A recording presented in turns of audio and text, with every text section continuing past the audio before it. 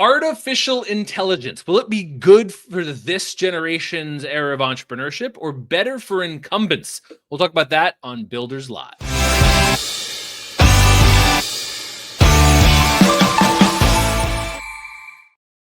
Hey, I'm Chris Wink. I'm the co-founder and CEO of Technically, the news organization with a community of technologists and entrepreneurs. Perhaps you've heard of artificial intelligence. It's a basket of software tools that is getting a whole lot of attention in a lot of consumer areas that typically technologies don't get.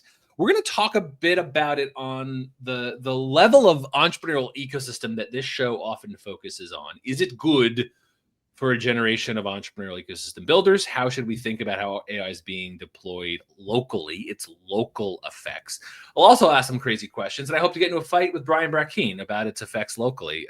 That's what we think of as a classic Builders Live show. But we're recording the day before Thanksgiving, so I want to bring in my three friends with a far lighter topic, which is something they're thankful for: a bright light around ecosystem building.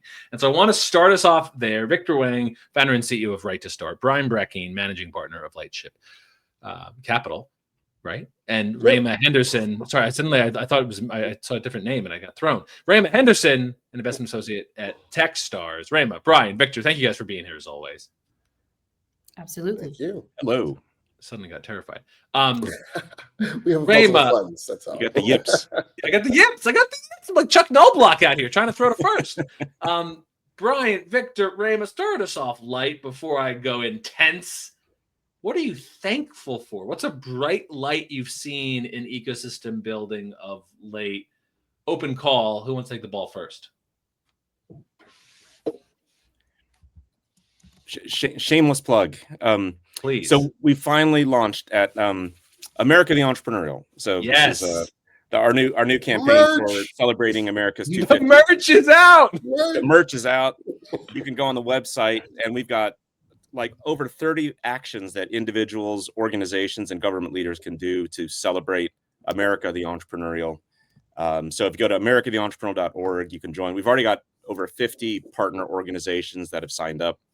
I was just talking to a college chapter potential last night, and they wanted to start like a whole summit or conference around the entrepreneurial on campus. So it's happening. There's a whole thing. So and we could just say again, partners. Say it again. Why now? What is this timed with? What is America the Entrepreneurial timed with? Well, next year is 2026 is America's 250th startup birthday, and I remember when America celebrated its 200th birthday, and it becomes a real moment of identity, of like, who are we as a nation and where are we going? And what are we as a nation, but not an entrepreneurial nation? And so we wanted to elevate that. And so we are now part of the official, unofficial, non-governmental effort across the country to celebrate America's 250. And it becomes a way for people to join and participate. And you could do it at no cost. You can even host your own events using the banner America the Entrepreneurial, from your living room to your entrepreneurial support organization to your city. We already have, like, the mayor of Little Rock says he wants to create Little Rock the Entrepreneurial. The mayor of Pea Ridge, Arkansas wants to create Pea Ridge the Entrepreneurial. New Mexico has the university has proclaimed New Mexico the Entrepreneurial. We want to light up this country with different events and activities, and it's an open license. People can come on and sign up and join and participate, and we've got lots of ways for them to do it. Well, Philadelphia will be joining you on May 8th. We're going to host our Builders Conference, and I will find a way for this build for the America the Entrepreneur banner to do that. So we are often also excited for it. Victor, love this bright light. Check out americatheentrepreneur.org. Rae'Mah, I'm throwing to you. What's a bright light in ecosystem building that you're thankful for at the moment? Okay, I guess maybe another shameless plug. I'm going to shine a bright light on a city in my own backyard, Dothan, Alabama. Just a population of 71,000 people. Sorry, say this. I don't know this name. Say it again. What was it? Oh, Dothan. Dothan. D-O. Oh, see, this goes back to spelling. D-O. Keep going. We're all getting the yips today. I found it. Dothan. Just, a small city, they just opened a forestry accelerator, which I'm really, really excited for. It's something that's a really big industry here, and we've got actually a lot of local startup founders in forestry. So I think it's a match made in heaven. I just want to shine a spotlight on them. Well, shout out to our Dothan accelerator here, the Alabama Forestry Accelerator. Fascinating. I was just actually talking to. That's really cool. the good people in Maine. Shout out to the Maine. I think it's NSF Engine. Sorry, now I'm going to blank if it's a tech hub or an NSF Engine. But Maine has a forestry. I was doing bioforestry products. I was talking to that team yesterday. So, all right, love it. Forests are having a moment. They're having a moment. Brian, what's the ecosystem building bright light that you're psyched about? Bringing it home, I think ecosystems that kind of blend the arts and entrepreneurship and technology all together all at the same time. It's a lot of fun, right? And a lot of great outcomes. I find that the arts bring investors to town, right? And then you kind of hit them up for your startup at the same, right? Do a little dual, you could buy some art, invest in a startup, do it all at the same time, You're rich, what do you care, So Art Basel is coming up next week in Miami, Florida. We'll sell maybe a couple $1 billion of art in a 3 or 4 day period in Miami. The main event there, as you see there, is on the beach, and then there are satellite events all over the city, including Miami proper. But it's also, you're going to see hundreds, no exaggeration, hundreds of startup and investor events all around the city, which means founders have a great chance to get some cash at the end of the year. Investors are trying to maybe put some money to work right before the end of the tax season, which is actually that's actually the secret. For our viewers here, here's a little secret. Art Basel is how you actually mitigate your tax bill for the whole year, because art has no specific value, right? And so let's say Chris and I are friends, and Chris had a great year. He's crushing it. He made $20 million, right? Pure cash. He'll sell me a piece that he paid $20 million for $1 million, right? Taking a $19 million loss, evening out everything. That piece may come to my house, might stay at his house. Who knows? But I own it. All these transactions get done at the end of the year, last month of the year in Miami, and you get your extra cash and invest it in the startups. So that's the hack. Wow. That's what the 0.1% does. Yeah. I had no idea. This one I thought I had to start a church to money launder. I just need to be smart. I thought I had to earn revenue. I had no idea. Little did you know. Is it wealth management? Is it tax fraud? It's a line that is beyond my level of expertise. Okay, I will throw one bright light before we turn to our topic at hand. I went very, very, very nerdily deep. NASDAQ Entrepreneurial Center renamed it, but do an annual report with JP Morgan Chase, Advancing Regional Innovation Economies. It just got a new name. It was called the Venture Equity Project last year. This dropped last week. We technically got an early look and we're part of some of the ecosystem narratives. And so I want to show you that I think the thing that I was they worked with Heartland Forward. It's deep and intensively data driven. And so what I got obsessed with, because I love going real deep, they looked at basically the regions with the highest share of entrepreneurs that go to venture readiness and essentially earn above median average wages. But the data thing that I became obsessed with was, here's their ranking. It might be hard to see on the screen for those watching, but the headline is the regions that performed well in their index are all over the map. Like San Francisco and Seattle do show up well, but so does Albany, New York, which tops it. And some familiar mid-sizers like Pittsburgh shows up, Richmond, Virginia, even Baltimore looks good. But here's the thing that I thought there's a lot actually here, but the chart that I got most interested in was the relationship to access to VC based in a market, and number of VC deals done had no relationship, no correlation to the performance of that region. So for me, this will be the strongest data-backed argument that the entrepreneurial ecosystem matters first and the capital follows. So all four of us know that there's been a lot of hand-wringing and a lot of meetings and a lot of Post-it notes in random regional cities around this country focused on, but how do we get more investors here? And that does matter if you're going to try to match your entrepreneurs, you're going to help their network. Sure, growing a person's network is always good, but the clear data-backed case from this report from NASDAQ is pathways for your entrepreneurs in a lot of different ways matter way before bringing capital in. There was no correlation between capital success and entrepreneurial success. It was not correlative. It was a whole like ecosystem necessary for an entrepreneurial to succeed. We'll drop the link to that because I got obsessed with the report and went incredibly nerdily deep in the data. Great data work from Heartland. And maybe we'll come back to that because I got lost in it, as you might expect. But that was super interesting to me because it was very telling that the top performers were all over the map in geographies and like type of ecosystem. But what was consistent is there was a strong entrepreneur support org. There were pathways to get those entrepreneurs through a value chain. And there were like bright lights, regions that we know do well. And there were some surprises. And that's my bright light. What I'm thankful for is that people are getting deeper in the work. Okay. Love that. We love that. Cue interstitial. I might need like segment music for future episodes. Because there's our bright lights. Now I want to move to our conversation at hand, which is this thing that the kids are calling artificial intelligence. I'm not sure if you've heard of it at all.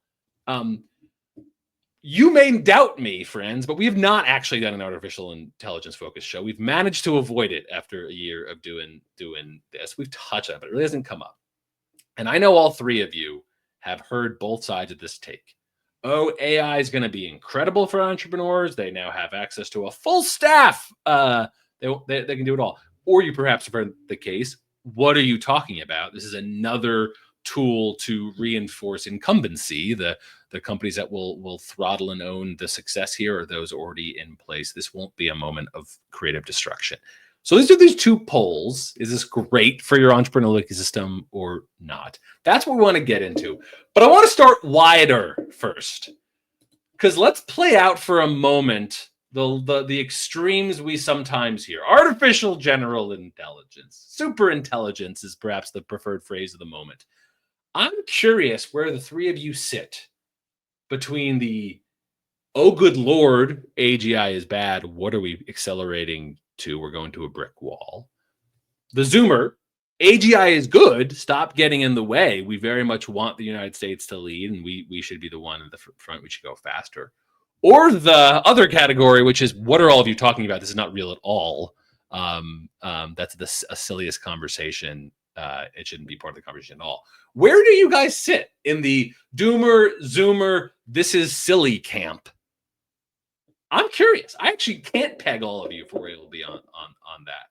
And I might pick on Brian because I feel like he might have the fullest formed take on this. I'm probably beyond that this is silly. I'm the thank goodness I'm alive in this time. Thank goodness, right? You'll see a lot of health experts say, look, if you can live the next 10 years, you can live the next 100, right? Because of all the innovations that are happening. And there's a lot of jobs that I believe shouldn't be done, that people don't love. And there's a little bit of a little spiciness for the people. You know, I know Chris loves a little spicy. I love a spicy. Please give me a little spicy. You know, the white collar economy, I'd love to hear Victor's thoughts on this. We had it coming a little bit too, because we beat up the blue collar economy. We automated their jobs. We sent them overseas. We did all these things. Meanwhile, lawyers are charging all of us $500 an hour for absolutely nothing. That's a cheap lawyer. Paste job, right? Yeah. Exactly. Don't tell me where to get that lawyer. That's a deal. It's 40% off, right? And so now some of those tasks that people were, quite frankly, overcharging, and we were pushing too many people like into the law school route, like almost culturally, like, oh, like, you know, we like doctor or lawyer. There's one of the things we know, right? Like, maybe we could get some of those great brains and great minds and creativity and sprinkle them in some other places. And what kind of world would that be? So I'm very excited.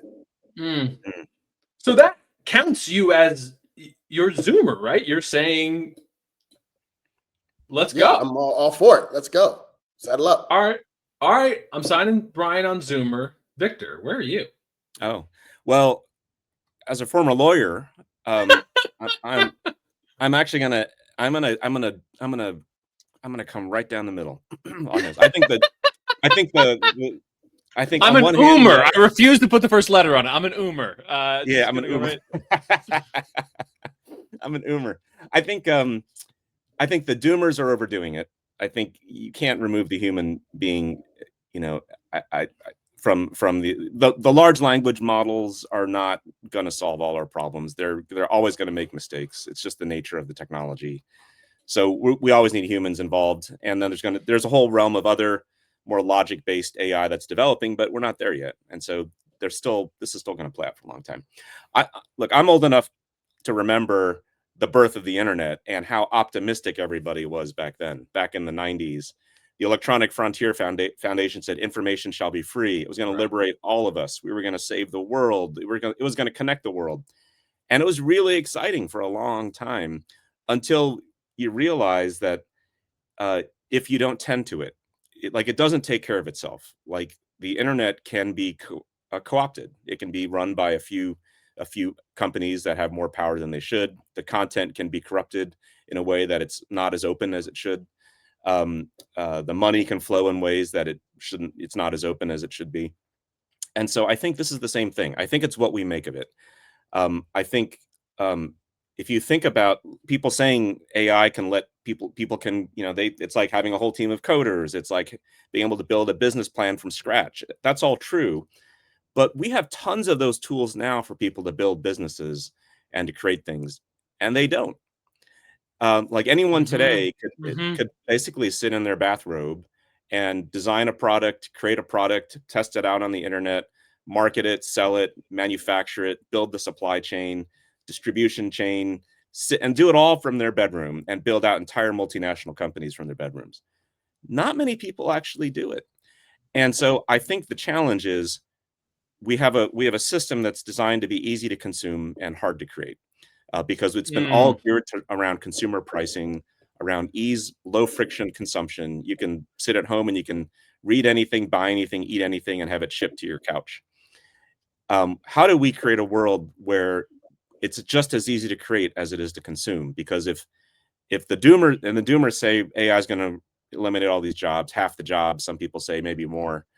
Well, we have to give people the means to adapt. There's always going to be opportunities. And that means people have to be nimble creators and innovators themselves. But we don't have an education system, a tax system, a regulatory system, a healthcare system. All those things are not geared towards creation. They're all geared towards have a good life, clicking and buying stuff. So I think it's what we make of it. And if we don't tend to it, it's a problem. But if we do tend to it, it could be liberating. Rae'Mah, I'm going to jump in because I I can keep the chronology going, and I'll throw to you after. And also to Brian's point, I refuse to let us be on the same side of things. So I'm gonna go that I am drifting more to doomer of late, but I want to situate it. I am sympathetic to the narrative that this generation of large language model technology, truly interesting, has absolutely already changed certain information jobs, including the trade that I am in. It has changed. That is not speculative at all. It's already happened. That I'm a believer in, but I am much more skeptical of it being the pathway to this like breakthrough that we sometimes talk about. Like I am right now baking in and betting on another generation of an AI winter, which would be entirely normal and within cycle of the past. So I am expecting a kind of retreat, but not to go nowhere. It'll just slow and we'll go back to the research mode, which is what I would want doomers to focus on. Okay, actually, I do think the social media moment that I came of age in, as Victor, as you so eloquently put it, if there was like kind of a coming of age moment for you around early age internet, I think I was a coming of age moment around the social web. And Rae'Mah, maybe you could speak to a coming of age moment of AI. And I think social did have destructive forces, and I am not certain it was net good for entrepreneurship. I have some real reservations about that as a kind of microcosm for how I'm right now interpreting what a generation of this generation of AI will bring. So count me closer to doomer. We have Brian Boomer. We have Victor Umer. Rae'Mah, where are you playing out in this at the moment? It depends on the day of the week. It depends on which TikTok I've, scrolled on. I think I'm leaning more towards Zoomer. Maybe with the doomer's sense of humor. I can too be a little bit cynical. And I've talked to other people my age who are also a little cynical. I have a friend who refuses to use AI, and I we work together. So I'm like, girl, if you don't put that in Chat GPT. But I think our main concern is that I just think capitalism might fail us here. Historically, the U.S. has always been a profit first base. And so, and we have to now trust them with the transition into the AI economy. Like, are they going to actually consider their consumers who they need per the definition of capitalism? Are they going to consider our well-being? And so I think that's like the scariest part. And I also think there's also the exciting thing of like, wow, AI is accelerating everything. It's accelerating the good. It's accelerating the bad. And like Brian said, it's going to accelerate how good I look as an old woman. So like, who am I to argue? Keep it around if that's the case. If it's going to be working with, our skincare treatments, he's talking about we're going to live to 100. If I'm going to look 30 at 90, well, then, I'm not going to argue that. But I just don't think that my generation currently, we don't think we trust the powers that be to be in control. I don't think we trust their mindset and their history. Sorry, I brought this up earlier than I meant to, but I saw Brian shared this. Brian, give us the classic look through here. Rae'Mah, sorry, I brought up earlier than I wanted to, but sorry, Brian, what's the? Yeah, this kind of goes back to something you were saying about some doomers, right? Like this is the process.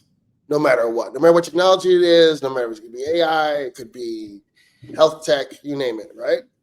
Something comes out, we find out about it, and we're like, oh my God, it's like the greatest thing, or the most impactful thing, or the expectation, really positive or negative, to be frankly, right? Is at this top, at the peak of inflated expectations there. All tech. The reality then, no technology, and this is also to Victor's point, will ever live up to this expectation, right? And so Victor, in his answer, was describing the fall toward the trough that we're all coming to. Like you're not necessarily in the next 24 months going to be able to do some of the things that people are saying now, right? It's still great. It's still movement forward, right? And then that slope and the plateau, that's where Chris lives, right? That's where, ultimately the kind of net positive, right? That's where Rae'Mah's like, I don't know, 100-year-old, 30-year-old skin, it lives out there, right? Where it's all possible, but it takes a process to get there. When this, chart gets brought up, one of the right questions is always, how long is that time scale? Meaning we have mobile phones in the 70s, and you could have brought up that chart in 1978 and been like, see, we're almost there.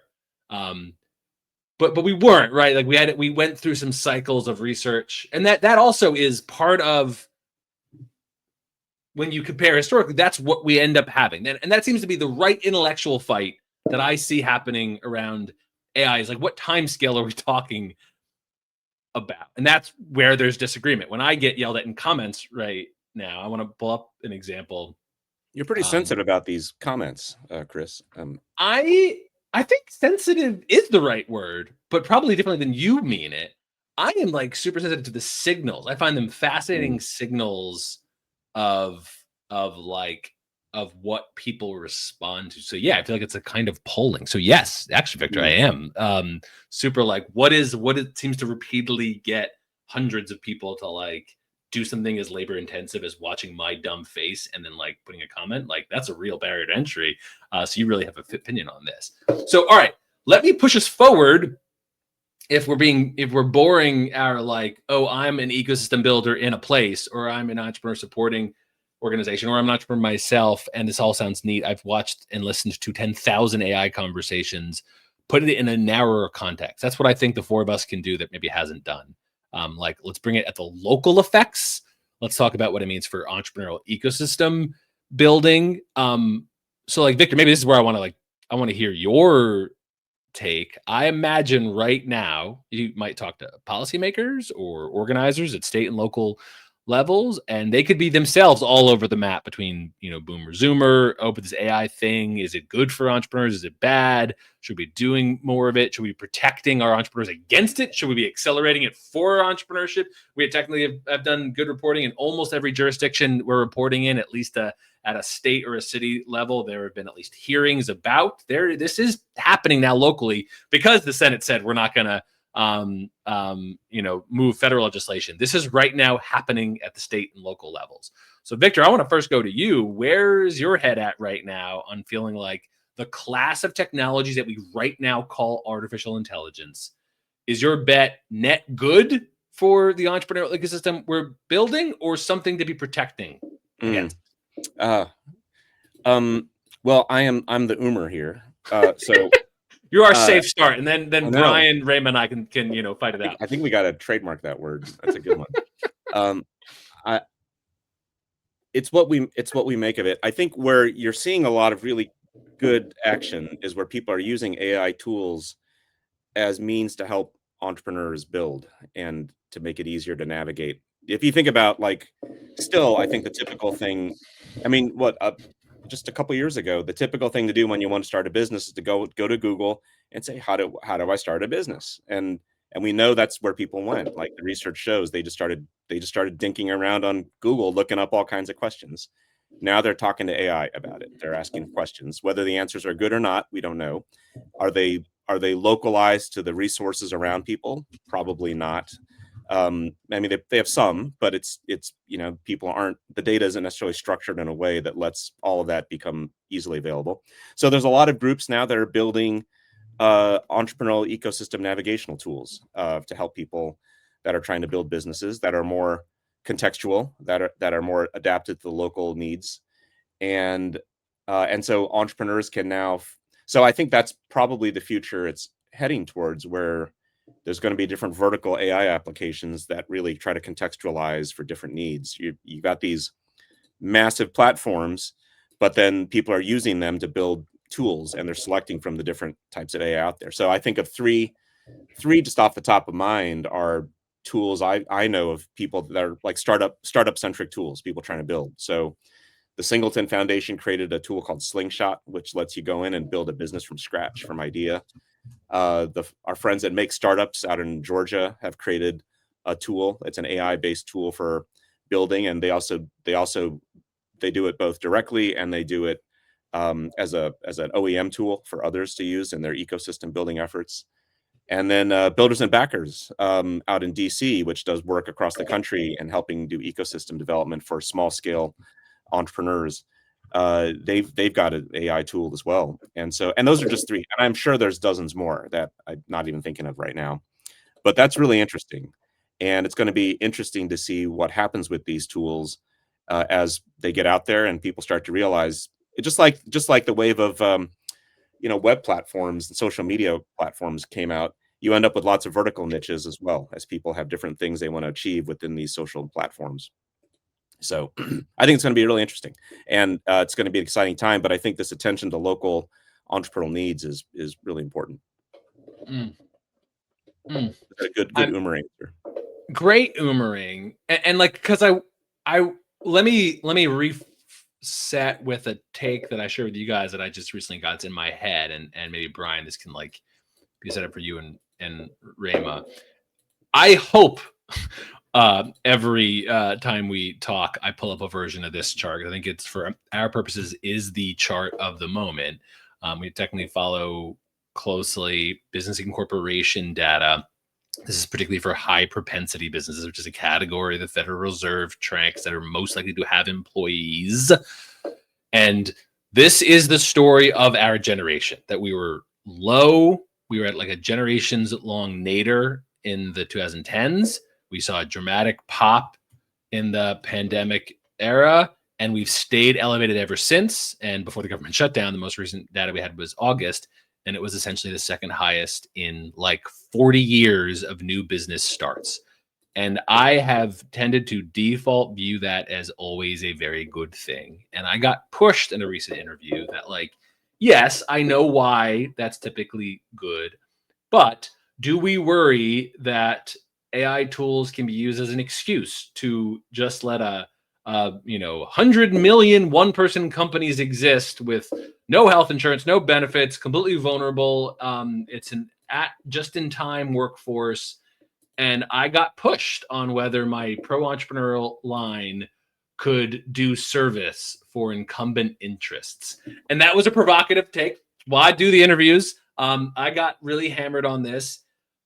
Brian, with that backing, with that background, what is your stance around AI tools as a gift or a curse for a class of entrepreneurs? Well, someone who's been running from corporate life for the last 20 years, right? I think it's a blessing. And I think Victor probably agree. Like there's so many good things can come from entrepreneurship. It did so much to improve how people even understand themselves, how they solve problems. I mean, it's kind of endless. There are other things besides just the check, so to speak. And even in this doomer version the signaling that you've been given, in that scenario, you might end up with universal health insurance, right? Because so many voters would be this independent contractor, right? Maybe they're then voting their interest to say, I want this, but I want health insurance, not to be tied to my employment, right? Another question I would have for Victor, now that I'm just taking over Chris's job, Love it. is Please. We're all co-hosts, Brian, so you can ask anyone a question you want. I appreciate all hosts matter, but so Victor, do countries with universal health insurance and or states like Massachusetts that have universal health insurance, do they have higher rates of entrepreneurship? And if not, why do you think that is?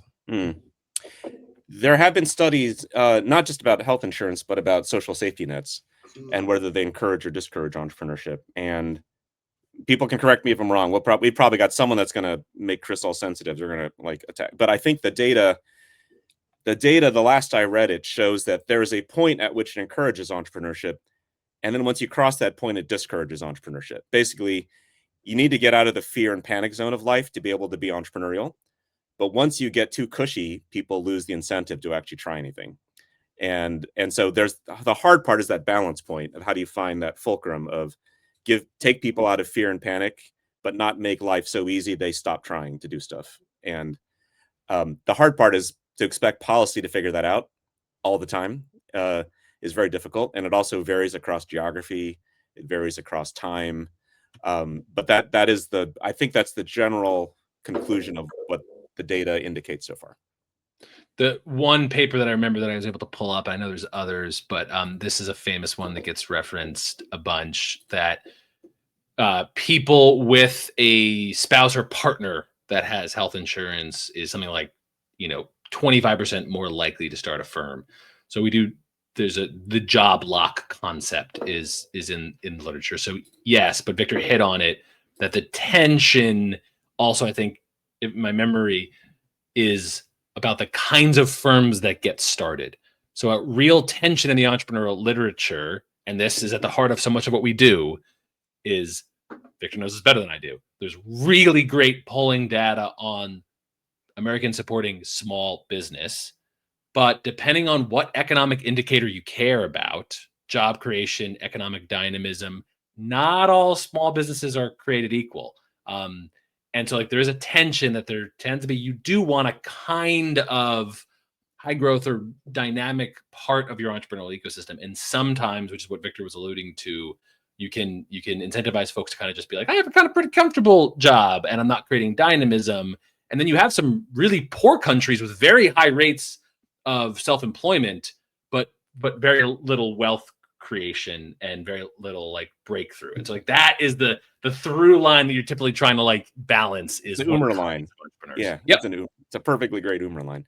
Yeah, and the data I was referring to is actually the Nordic countries, which have a strong social safety net. And that was always the question: is do you make it too comfortable where people don't take risk? And they found that there's a sweet spot somewhere in the middle, which varies by country and by place a lot.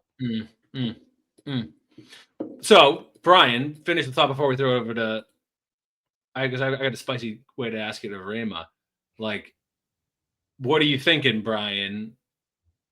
You're like, maybe I'll say it like this. When you look at those rates of entrepreneurship being elevated, your take would be, I was going to pull it back up, would be the deployment of AI tools will help those numbers. Would you argue your bet, if you were forced to bet, that it's part of the reason why they've sustained so high for years now? Yeah, thinking of it, making it about the person, right? Taking it from the macro to the micro. Someone went out, started a business. They're putting their heart and soul into it.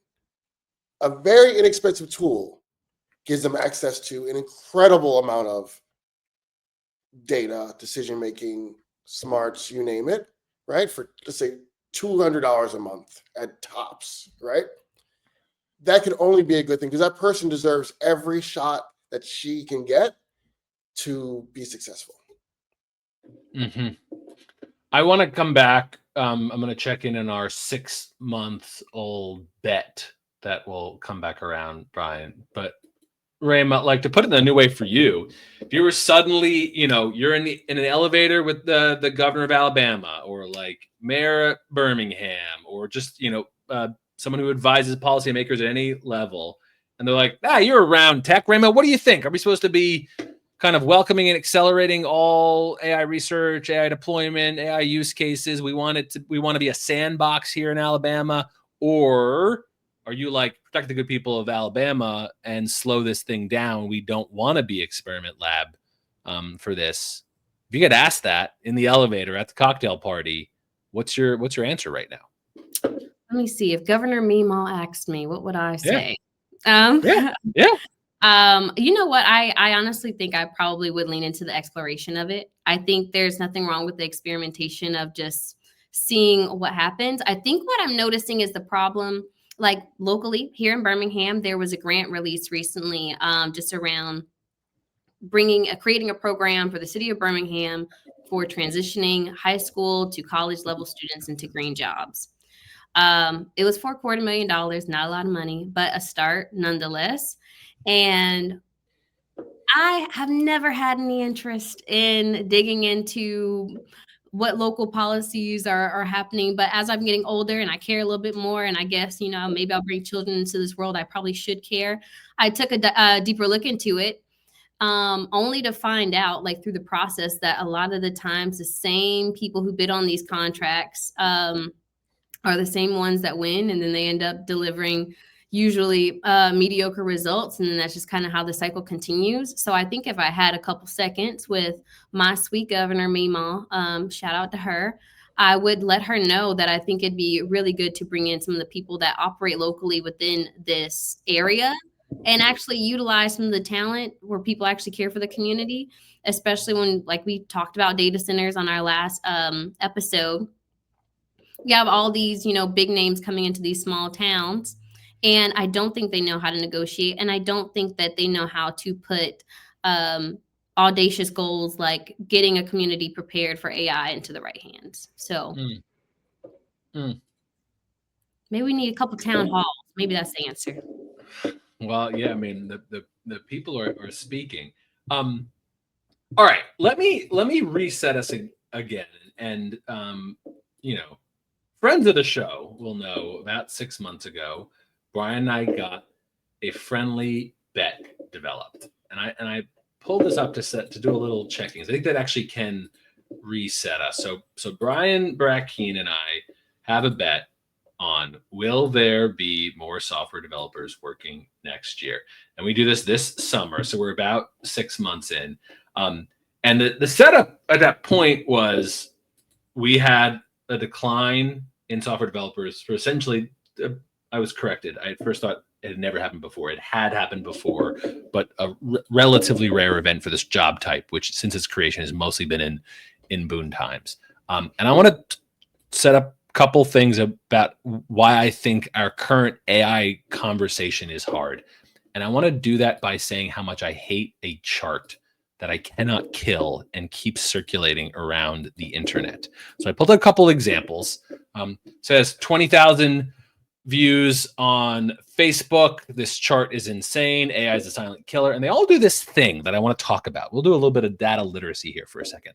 They're usually charting job openings, and someone puts the ChatGPT release date. That might be hard to see in this view. Let me pull up another view. But there's like versions of this chart have existed, and I've stopped being the well actually guy in the comments. But let me show you one more because they're showing up a bunch, and that's also a bad view. But they're all doing the same thing. What they typically do is they're either pulling from Indeed or some other high frequency job openings chart, and they're typically showing, oh, look at the decline since ChatGPT. And they often put the S&P 500 index kind of on another scale to kind of show the narrative of like, oh, AI is rotting us at our core.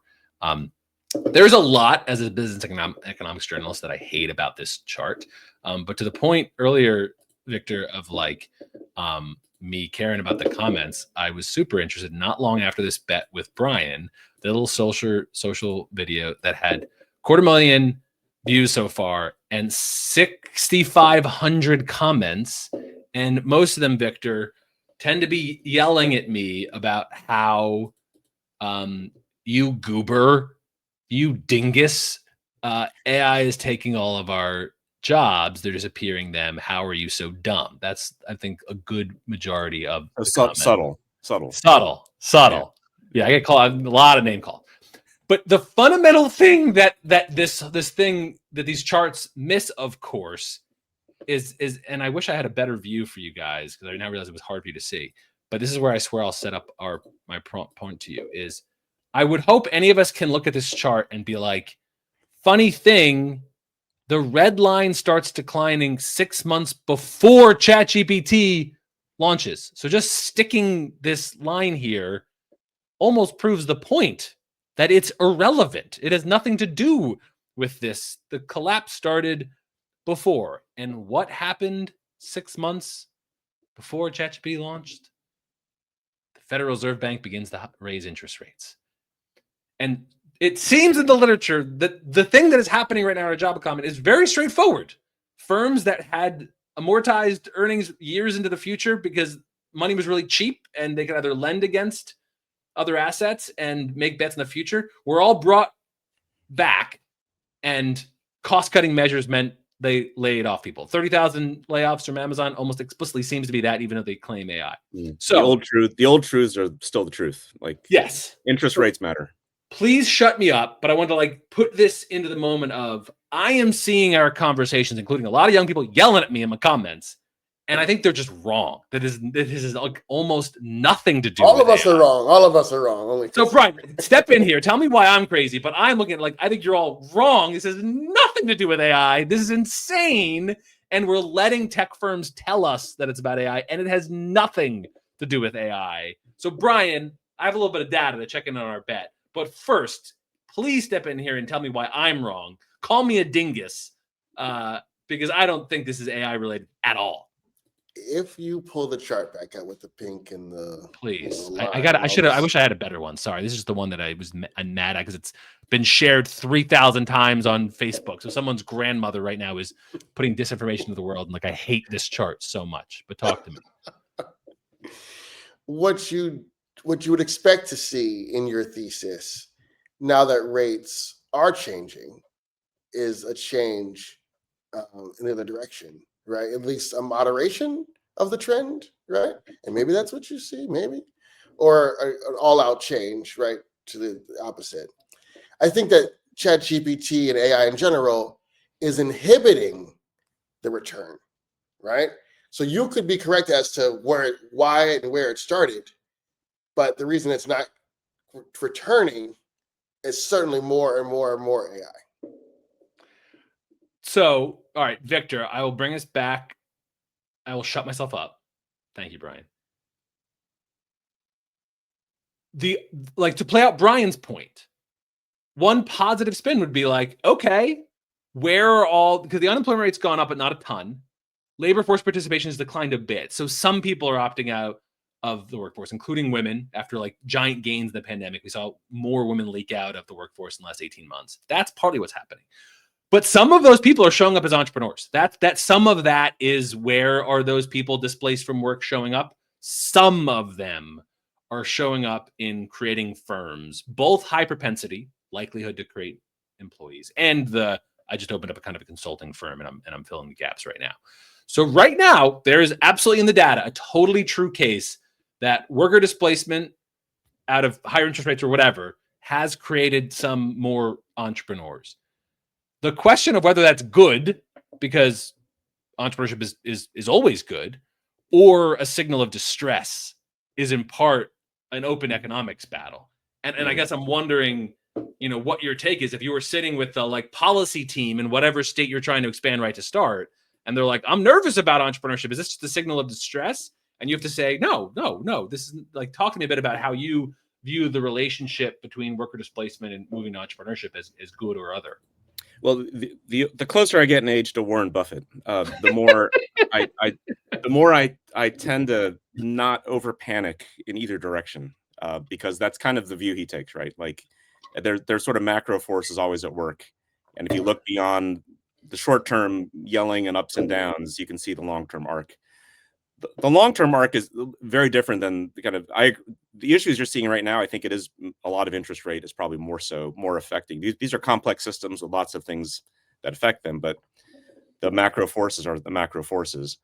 When I talk to policymakers, I tell them technology is always disrupting people, and AI is going to be an especially big one. The short-term effects are probably overplayed. Because they always are, and there's a lot of money to be made in overplaying that and creating a lot of doom. But the longer term effects, I think, are real. I think these are big technological shifts. They're going to change how we think and operate. So how do we create a society that empowers people rather than extracts from them? And I think that's really the opportunity. And I think, honestly, our leaders don't know what to do. So much of the American dialogue in the last few years, the last decade even, has been like, well, those politicians need to fix this, or they need to take care of us. And I think the politicians and the leaders actually need to reverse it and find ways to empower the people. I think there's a lack of agency in the way the system's designed right now. So how do we give power back to the people to adapt and to create and to adjust with all these disruptions? So how do they know people have so much power today. We have supercomputers in our pockets today, but we don't really when you walk on a plane and you look at everybody, what is everyone doing? They're just scrolling Facebook and TikTok and Instagram. That's what 90% of people are doing. The world we envisioned was one where people are creating stuff and making stuff and sharing really nice things with loved ones. But I really see people just doom scrolling all the time. That seems to be 80-90% of what people do on airplanes now. And that's just that saddens me, because it means we built the tools to actually take from people their valuable time and their valuable attention, rather than giving them the incentive and the means to build and create and make lives better. So, anyways, that's my take on it. I ran us along, so I'm going to close this with each giving you guys me a chance, and you're hitting on it, Victor, so I'm going to stay with you for a sec. Is there that policy intervention, you might have even said it, or just direction or piece of advice you'd give to that state or local policymaker when they're like, Victor, what am I supposed to do with this whole AI thing and how it relates to supporting entrepreneurs? So maybe you even said it, but what's your answer to them if you're in the elevator with the governor of Alabama? Oh, wow. Well, yeah. I'm with Rae'Mah's governor. Well, I think I would say, everyone's trying to say the battle is between left and right, red and blue, even big and small. The debate is different, and whichever leader picks this up, I think will really lead the people in the right way, which is the power. The debate is between how much does an individual have power to create the life they want today. That's the debate.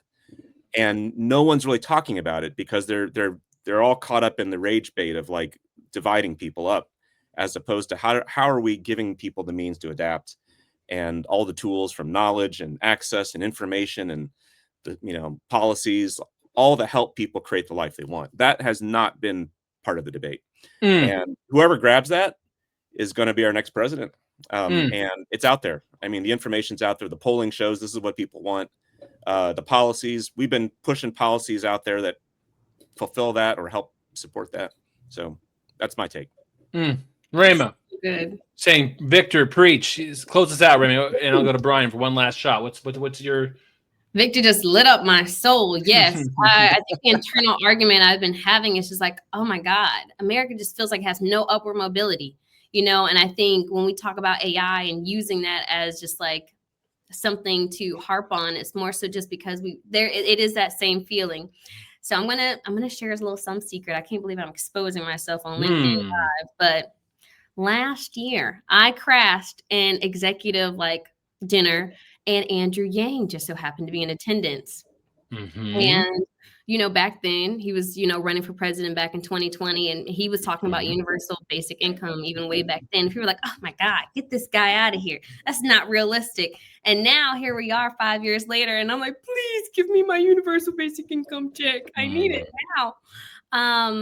And so I 100% agree with Victor in the fact that that is actually, I don't think may not always have the nuance and especially just like the exposure here in America to know how to say it. But I think that is exactly what people are looking for, is just the right to be able to live a good life. And maybe that's just a different way of saying the American dream. But I think the American dream looks different than what we originally stated it to be. And I am really excited.